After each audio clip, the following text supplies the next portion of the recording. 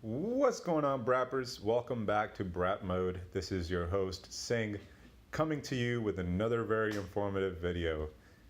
If you have not yet joined the Brapper community, please do so by hitting the subscribe button down below. It's free and you will never miss another video. And those of you that have already subscribed, welcome back. Very happy to have you here with us again. Today, I'm going to take you all along with me to my morning commute and convince you all why motorcycle is a better option than the subway or driving your car to the city. Lucky enough for me, I don't really have to commute every single day since my work allows me to work from home. You damn right, I utilize that benefit. I try to work from home as much as possible, but ever so often I do have to commute in, and I always prefer a motorcycle to commute into the city. As you would expect, there is a lot of traffic during the rush hours in the morning and of course in the evenings. As I take you guys along, I will share some tips to help you save some time and how to ride safely through such thick traffic.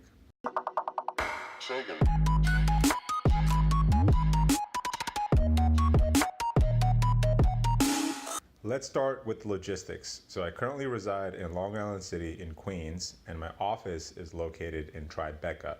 It's less than 5 miles in total. So let's play a little game. Why don't you guys take a guess down in the comment section below how long you think it would take from Long Island City to Tribeca in the morning rush hour traffic. Go ahead, I'll give you guys a few seconds to go down below and leave a comment. While you guys are down there, why don't you go ahead and hit that like button. It really helps the channel out and this video so more people like you can find the video and learn about the New York commutes. Hopefully that was enough time. So Google says in the mornings when I put it in the GPS, the Google suggests 55 minutes by taking the route from BQE over to Williamsburg, cross into Manhattan, over to Tribeca, 55 minutes. For just less than 5 miles. Can you believe that? It's pretty insane. However, on a motorcycle, it takes me about 30. So I'm pretty much cutting my time in half. Yes, 30 minutes is still quite a lot for 5 miles, but that's half the time it would take you on a car. So every minute counts. 30 minutes is sufficient to travel from Queens all the way to Tribeca. Now, comparing that to taking the subway, it would still take me close to an hour.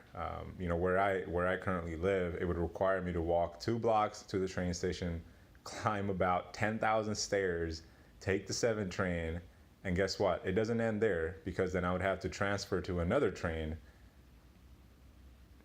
And not to mention, I would have to deal with the trains that are so packed that you don't even have to hold on to anything. You kind of just stand there, squished with all these people around you, coughing, sneezing all over you. Oh, let's not forget about the squirrel-sized rats and extremely dirty trains and the train stations. Yeah, as you can tell, I'm not a big fan of the New York City subway, so I would never recommend taking that to anywhere.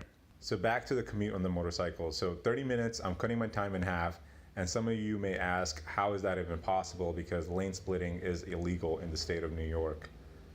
Well, who doesn't break the rules every once in a while, huh? So as you will see here in my video, I did lane split through the thickest traffic there is on the commute. Like I said, it is illegal, so do it at your own risk. But I have been lane splitting for a while here in New York, and I have not been pulled over, knock on wood. New York cops get it. They won't bug you unless you're being reckless. They got bigger fish to fry, so don't worry. Plus, it would be extremely difficult for them to pull you over in such heavy traffic. By the time they realize you're kind of already gone past them, and it would take them forever to get the cars moved away and to get you, and by that, you're already gone way ahead of them. Even so, I am super careful, super cautious, and every time I see a cop, I stop lane splitting. I keep my surroundings in check, always keeping my eyes out in front of me for cop cars, or, looking at the rear view mirror, making sure they're not merging onto the highway or coming onto the highway. So always be aware of your surroundings. As you will notice here in this section of the video, as I was lane splitting, I saw a couple of cop cars right in front of me, and I immediately stopped. when I stopped, I looked at their rear view mirrors and their side view mirrors, and I noticed they weren't paying attention. They were just looking ahead. They weren't looking behind them. So I got lucky, and they did not notice me lane splitting at all. Now what I do is I casually pass them in traffic, and once I've maintained a safe distance between us, I start to lane split again. I ran into another couple cop cars up ahead at the end of the Williamsburg Bridge, and I pretty much applied the same logic. When I noticed the cop car, I kind of stopped lane splitting, and as you can see here, I noticed the cop here, and I completely stopped. And then down the road here, they're gonna turn away, and as they turn away, I noticed they turned away, and I'm safe again to kind of maneuver through the traffic and get in front of the traffic and save some time. Now, the second biggest issue with commuting to Manhattan with your vehicle is parking. For cars, it's pretty much you don't have any other options but to pay on average $30 a day to park your car. $30 a day, and that's on the cheaper side, to park your car. But for motorcycles, it's a piece of cake for us, right? All we need is a few feet of space and we're good. Squeeze the bike somewhere in between the cars, somewhere at the end of the block, enough space to put your bike, you're good to go. As I mentioned earlier, I commute to Tribeca, and most of the streets around Broadway, Canal Street, and that area are designated to local delivery trucks or the New York State authorized vehicles, so we can't really park anywhere there. And I'm actually gonna do another video on parking in general in New York City and how to read the signs and where you can and you cannot park. New York signs, if you've ever looked at one in Manhattan, are extremely confusing. So I'll be following up with another parking video, so stay tuned for that and make sure you subscribe and hit the bell to get notified.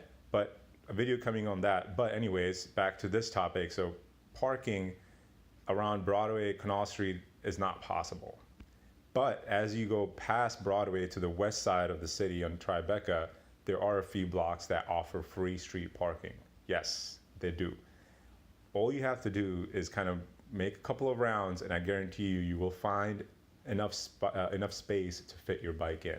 As you will see here, I first park my bike on the left side of the street. I get off the bike, and then I walk over to the street sign, and I notice that it's been saved for local delivery trucks after a certain time during the day. So then I hop back on, and literally right across the street, it's free parking. And I was able to find enough space in between the two cars to park my bike and be good for the rest of the day. Great. To summarize, I believe riding a motorcycle into the city is the best way to commute. You don't have to deal with the crowded, nasty subways or sit in traffic for hours. Plus, you don't have to pay for parking. Literally, free parking should convince you to buy a motorcycle if you live in New York. Save time and save money by commuting on a motorcycle. That's my not so daily commute to work. Thank you so much for staying till the end of the video and commuting with me to work today.